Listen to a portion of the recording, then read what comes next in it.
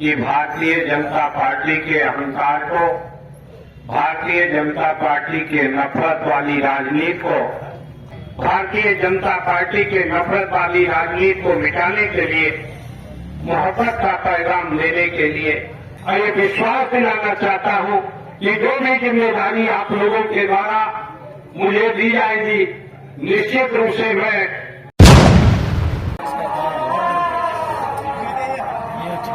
अरे नहीं आपसे नहीं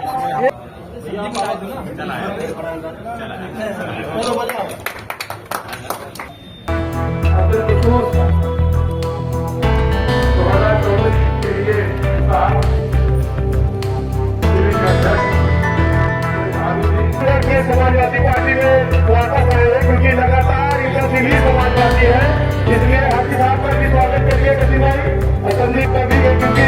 उनका समाज से बड़ा नेता है और आज हम लोगों को संविधान की बर्बादी को ताकत देने के लिए समाजवादी पार्टी को कार्यक्रम की अध्यक्षता कर रहे हैं।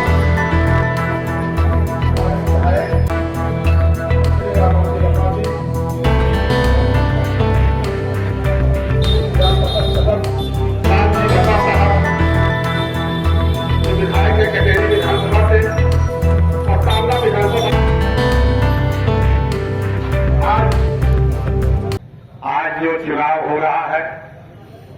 मेरा ये मानना है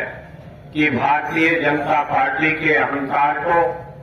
भारतीय जनता पार्टी के नफरत वाली राजनीति को और भारतीय जनता पार्टी जिस तरह से इस देश के संविधान को, बाबा साहब के संविधान को और लोकतंत्र को कमजोर करने का काम कर रही है, उसके खिलाफ आप सब लोग इकट्ठा होकर इस भारतीय जनता पार्टी को 2024 के चुनाव में भारी मतों से भारतीय जनता पार्टी को हराने का काम करेंगे। कांग्रेस पार्टी, समाजवादी पार्टी, अन्य तमाम विपक्ष की पार्टियों ने मिलाकर बनाने का काम किया है। उस गठबंधन को के प्रत्याशी के रूप में आदरणीय श्री अखिलेश यादव जी ने मुझे आप लोगों के बीच में भेजने का काम किया है। इसके लिए मैं उनका आभार व्यक्त करते हुए आप सभी लोगों से अपील करना चाहता हूं कि मेरी राजनीतिक जीवन की शुरुआत इसी टांडा से हुई है। चाहे कोई कितना भी प्रयास करे, हमें लड़ाने का प्रयास करे, लेकिन टांडा के लोग एकजुट होकर इस नफरतवादी राजनीति को मिटाने के लिए, भारतीय जनता पार्टी के नफरतवादी राजनीति को मिटाने के लिए, मोहब्बत का पैगाम देने के लिए इकट्ठा होकर भारी वोटों से इस विधानसभा क्षेत्र से जिताने का काम करेंगे, ऐसा मुझे पूरा विश्वास। होली की मुबारकबाद देते हुए जो बीत गया और आने वाले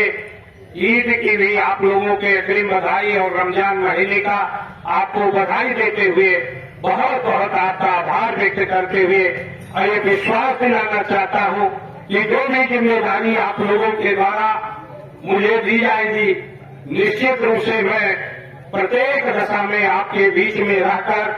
कंधे से कंधा मिलाकर आपकी समस्याओं के निराकरण के लिए हमेशा आपके बीच में रहूंगा।